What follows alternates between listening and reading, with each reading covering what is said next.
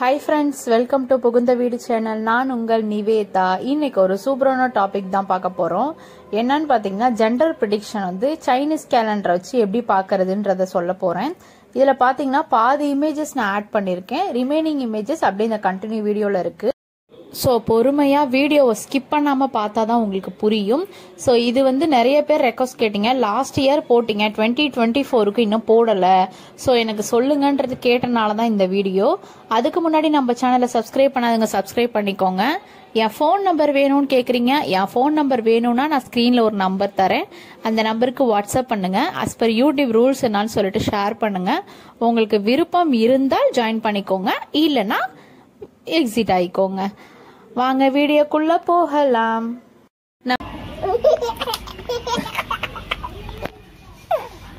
நம்ம சேனல்ல கம்யூனிட்டி போஸ்ட்னு ஒரு விஷயம் இருக்கு. ஸோ கம்யூனிட்டி போஸ்ட்டை ஃபர்ஸ்ட் செக் பண்ணிக்கோங்க. என்னன்னு பாத்தீங்கன்னா, நானும் நம்ம சப்ஸ்கிரைபரும் சேர்ந்து பேசின வாட்ஸ்அப் சாட்ஸ் அவைலபிளா இருக்கும். அதை பார்த்துக்கோங்க, உங்களுக்கே ஒரு கிளாரிட்டி கிடைக்கும். இந்த வீடியோல பாத்தீங்கன்னா வந்து லெஃப்ட் சைடு என்னன்னா ஏஜ், மதரோட ஏஜ் இருக்கு. ஸோ ரைட் சைடு டாப் கார்னர்ல பாத்தீங்கன்னா கன்செப்ஷன் மந்த், அதாவது பீரியட் ஆன மந்த் இல்ல கன்ஃபார்ம் ஆன மந்த்னு அர்த்தம். ஸோ இதுல வந்து ஏகப்பட்ட டவுட்ஸ் உங்களுக்கு இருக்கலாம். மதரோட ஏஜ் வந்து இப்போ கரண்ட் ஏஜ் சொல்லணுமா இல்ல எந்த ஏஜ் சொல்லணும்? ஏன்னா இப்போதான் பர்த்டே முடிஞ்சிருக்கும். ஃபார் எக்ஸாம்பிள் ஏப்ரல்ல பர்த்டே முடிஞ்சிருக்கும், மே மந்த் கன்ஃபார்ம் ஆயிருக்கும். ஸோ இப்போ நான் மே மந்த்தை எடுத்துக்கிறதா இல்ல ஏப்ரல் மந்த் எடுத்துக்கிறதா, இல்ல எனக்கு டேட் மிஸ் ஆனது வந்து மே மந்த் மிஸ் ஆயிருக்கு, but April month N birthday, இந்த மாதிரி இருக்கிறப்ப நான் எப்படி கால்குலேட் பண்றதுன்னு ஏகப்பட்ட சந்தேகம் இருக்கும். ஜென்ரலா வந்து நம்ம ஏஜ் அந்த கன்செப்ஷன் மந்த் வச்சு ஈஸியா கால்குலேட் பண்ணிடலாம். பட் அதை கால்குலேட் பண்றது தொட்டு உங்களுக்கான இன்டீரியல் கொஸ்டின்ஸ் நிறைய வரும். இது போல இப்போதான் பர்த்டே முடிஞ்சிச்சு, எப்படி கால்குலேட் பண்றதுன்ட்டு. சிம்பிள் விஷயம், உங்களோட பீரியட் டேட் தான் உங்களோட கன்செப்ஷன் மந்த். அந்த மந்த் இப்போ 5ஆம் தேதி பீரியட் ஆனிச்சுன்னா 5ஆம் தேதி எந்த மாசம், ஏப்ரல்னாலும் ஏப்ரல், மார்ச்னாலும் மார்ச். உங்களுக்கு பர்த்டே டேட் எப்படி அப்படின்னா, இப்ப ஃபார் எக்ஸாம்பிள் உங்களுக்கு ஜனவரியில பர்த்டே அப்படின்னா உங்களுக்கு கன்செப்ஷன் ஆன மந்த் வந்து மார்ச். அப்படின்னா ஜனவரியோட ஒரு 25 ஏஜ் முடிஞ்சு 26 ரன் ஆயிட்டு இருக்குன்னா உங்களுக்கு ஏஜ் பாத்தீங்கன்னா 26 தான். நீங்க கணக்குப்படி 26 தான் வச்சுக்கணும். ஃபார் எக்ஸாம்பிள் உங்களுக்கு மார்ச் மந்த் தான் பர்த்டே, உங்களுக்கு மார்ச் 15ஆம் தேதி டேட்னு வச்சுக்கோங்க. உங்களுக்கு கன்செப்ஷன் மந்த்தும் அதே தான், உங்களுக்கு வந்து பர்த் மந்த்தும் அதே தான், பர்த் டேட்டும் அதே தான் அப்படின்னு சொல்லி வச்சுக்கோங்க.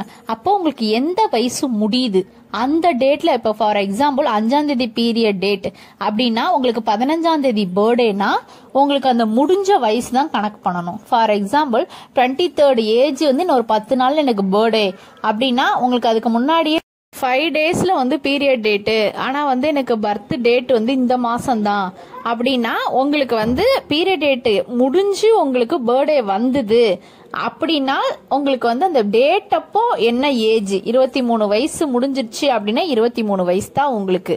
ஸோ இதுல செக் பண்றப்ப 23rd வயசு வச்சுதான் கணக்கு பண்ணணும். இப்போ உங்களுக்கு வந்து செப்டம்பர் மாசம் பர்த்டே, எனக்கு வந்து பீரியட் டேட்டு ஜனவரி. ஸோ இப்போ எனக்கு 25 வயசு நடந்துட்டு இருக்கு, ஜனவரியில பீரியட் டேட்டு, எனக்கு செப்டம்பர் மாசம் பர்த்டே. நான் என்ன பண்றது, எனக்கு அப்ப எந்த வயசு, நான் 25ன்னு கால்குலேட் பண்ணணுமா இல்ல 26ன்னு கால்குலேட் பண்ணணும்னா உங்களுக்கு ரன்னிங் ஏஜ் பாத்தீங்கன்னா 25 தான். 25ல தான் நீங்க கன்சீவ் ஆயிருக்கீங்க. ஸோ 25 முடிய போறப்ப உங்களுக்கு அது பாதி மந்த் உங்களுக்கு வருது. ஸோ உங்களுக்கு 25 தான் ஏஜ். குழந்தை பிறக்கிற டேட்டை கால்குலேட் பண்ண கூடாது. ஸோ கிளியரா இருக்கும்னு நினைக்கிறேன். ஏன்னா சைனீஸ் கேலண்டர்ல எப்படி பார்க்கணும்னு எல்லாருக்குமே தெரியும், பட் இந்த டவுட்ஸ் வந்து கட்டாயம் வரும். அப்புறம் பாத்தீங்கன்னா நம்ம டாப் ஆஃப் தி கார்னர் வருவோம், அதாவது கன்செப்ஷன் மந்த்.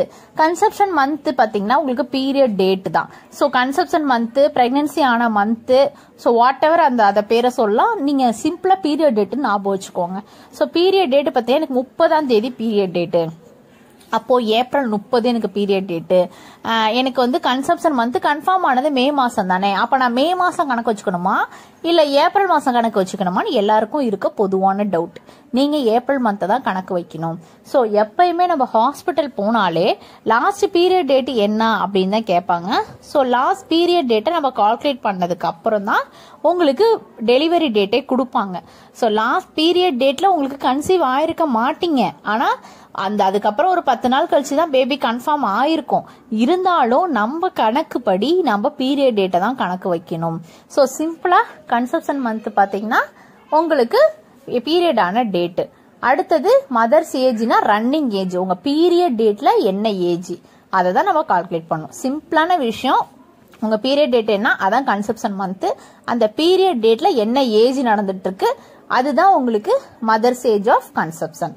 ஓகே, இப்போ லெஃப்ட் சைடு கீழே லெஃப்ட் சைடு உள்ளது எல்லாமே வந்து உங்களுக்கு age. So right side top கார்னர்ல உள்ளது எல்லாமே வந்து மந்த். ஸோ எந்த மாசம் உங்களுக்கு பீரியட் டேட் அப்போ உங்களுக்கு என்ன ஏஜ் அப்படின்றத வச்சு தான் கால்குலேட் பண்ணும். ஃபார் எக்ஸாம்பிள் எனக்கு வந்து 20 வயசு நடந்துட்டு இருக்கு. 20 வயசு நடந்துட்டு இருக்கும் பொழுது வந்து எனக்கு பீரியட் மந்த் பாத்தீங்கன்னா ஜூன் மந்த். அப்போ எனக்கு வந்து என்ன பேபி அப்படின்னு பாத்தீங்கன்னா இதுல கேர்ள் மாதிரி சிம்பிள் இருக்கு பாருங்க பிங்க் கலர்ல, அது எல்லாமே வந்து கேர்ள் பேபி. ப்ளூ கலர்ல இருக்கிறது எல்லாமே பாய் பேபி. ஸோ இதான் கணக்கு நம்ம வச்சுக்கணும். ஃபார் எக்ஸாம்பிள் 20 ஏஜ்ல அப்படியே ரைட் சைடு வாங்க, அப்படியே அப்படியே திருப்பி போட்ட மாதிரி உங்களுக்கு பார்க்கணும். டாப்ல June month. So June month 20 age பாத்தீங்கன்னா பாய் பேபி வருது. ஃபார் எக்ஸாம்பிள் இப்போ என்ன மந்த் நடந்துட்டு இருக்கு, மே மந்த் நடந்துட்டு இருக்கு. இப்ப மே மந்த்ல என்ன டேட் வந்து எந்த ஏஜ்ல உள்ளவங்களுக்கு பாய் பேபி பிறக்கிறதுக்கு அதிகப்படியான வாய்ப்புகள் இருக்கு அப்படின்னு பாத்தீங்கன்னா 18 வயசுனா பிறக்கும். அடுத்தது பாத்தீங்கன்னா 20. So next 22, 23, 24, 26.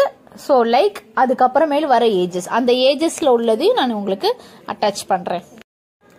ஸோ ரிமைனிங் உள்ளது பாத்தீங்கன்னா வந்து அடுத்தது ஜூன் மந்த்துக்கு வந்து 30, 31, 32, 33 இந்த ஏஜ்ல உள்ளவங்களுக்கும் பாய் பேபி பிறக்கிறதுக்கு வாய்ப்புகள் இருக்கு.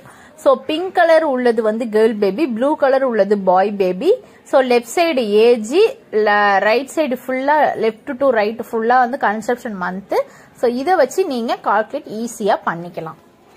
ஸோ இப்படிதான் ஏஜையும் மந்த்தையும் வச்சு நம்ம கால்குலேட் பண்ணோம். இன்னொரு ஒரு சில பேத்துக்கு டவுட் வரலாம். என்ன அப்படின்னு பாத்தீங்கன்னா இந்த சைனீஸ் கேலண்டர் கட்டாயம் கன்ஃபார்ம் ஆகுமா அப்படின்னு டவுட் வரலாம். ஸோ இப்போ டாக்டர்ஸே வந்து ஜென்ரலா வந்து ஏஜை கேட்டு சைனீஸ் கேலண்டரை கணக்கு வச்சு உங்களுக்கு வந்து பாய் பேபிக்கு வாய்ப்புகள் இருக்குன்னு சொல்றாங்க. இது நான் எதை வச்சு அக்யூரேட்டா சொல்றேன் அப்படின்னா நம்ம சப்ஸ்கிரைபர் 2 பேர் சொல்லியிருக்காங்க. நம்ம 2 சப்ஸ்கிரைபர் வந்து இது மாதிரி டாக்டரே சைனீஸ் கேலண்டரை கிராஸ் செக் பண்ணிட்டு சொல்றேன்னு சொல்லியிருக்காங்க. அதே போல இந்த மாசம் உங்களுக்கு வந்து சைனீஸ் கேலண்டர்ல வந்து கேர்ள் பேபி வருதுமா, நெக்ஸ்ட் மந்த் ட்ரை பண்ணுங்க அப்படின்னு அவங்களே சொல்லியிருக்காங்க. அப்படின்னு சொல்லிட்டு நம்ம 2 சப்ஸ்கிரைபர் சொன்னாங்க. சோ இதுவே one of the best proof. எனக்கு பாத்தீங்கன்னா 2 பேபிஸ்மே சைனீஸ் கேலண்டர்ல அக்யூரேட்டா மேட்ச் ஆனிச்சு. பட் நான் சைனீஸ் கேலண்டரை வச்சு நான் ட்ரை பண்ணல. ஏன்னா எனக்கு பிறந்ததுக்கு அப்புறம் நான் சைனீஸ் கேலண்டரை பத்தி நான் கேள்விப்பட்டு அதை பத்தி உங்ககிட்ட ஷேர் பண்ணலாம் அப்படின்னு நான் ஜஸ்ட் கிராஸ் செக் பண்ணேன். ஸோ என்னோட பர்த் டேட்டை வச்சியும் என்னோட பிரெக்னன்சி மந்த்தை வச்சும் வந்து நான் கிராஸ் செக் பண்றப்ப சைனீஸ் கேலண்டர் பர்ஃபெக்டா மேட்ச் ஆனிச்சு. ஸோ அதனாலதான் உங்ககிட்ட ஷேர் பண்ணேன். இது ஒரு சின்ன இன்ஃபர்மேஷன் தான், இதுபடிதான் ஃபாலோ பண்ணுன்ற எந்த ஒரு நெசசரியும் கிடையாது.